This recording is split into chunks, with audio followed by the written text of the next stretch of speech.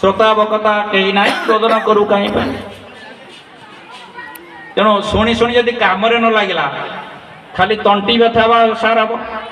तेणु आपण मैंने हृदय भितर हृदयंगम करंतु जे साधु माने जहाँ कहउचंती ता हित कर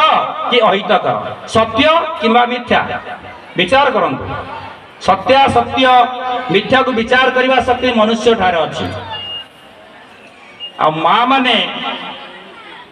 आमर गोटे ओषा करुचंती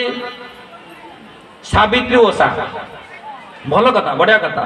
सावित्री ओषा करने द्वारा सत्यवान को सावित्री जम मोर फेरे आनी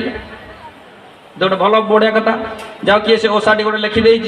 आम माँ मैंने तो अति सरल माँ मैंने भालू लांगड़ धरी चलते जहाँ धरेदेले ओषा करुँच अच्छा ये विधवा संख्या कहीं आम भारत वर्ष सावित्री को स्वामी सत्यवान मरीगले सावित्री झगड़ा कर जम ठार स्वामी की फेर नहीं आसले ये माँ मैंने तो सावित्री ओषा कर कम ना तेल ये विधवा कौट आस जनइले मरिया कथा नुह आमर गोटे दर्शन न्याय शास्त्र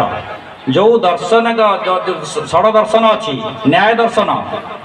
दर्शन जदि जुक्ति द्वारा दर्शन माने न्याय स्थिर न हो पारा से हूँ मिथ्या ज्ञान जहाँ को आम करवा आचरण करवा न्याय दर्शन द्वारा जुक्ति द्वारा सिद्धांत करवा से सिद्धांत जदि से उपनीत नहला से कथा ताले से ठीक हम ना श्रुतिश बहुमार्गेण स्मृतिश बहु कल्पिता श्रुति स्मृति द्वय मध्य गुरुराज्ञा करियसी निजर अनुभव न्याय दर्शन सुशास्त्र एवं गुरुंकर वाक्य ये तीन टा एकत्र होले आम सिद्धांत बोली मानि नवा तेणु आम समस्ते आज ठारू एक प्रकार प्रतिज्ञा करिबा जे प्रातः सायरे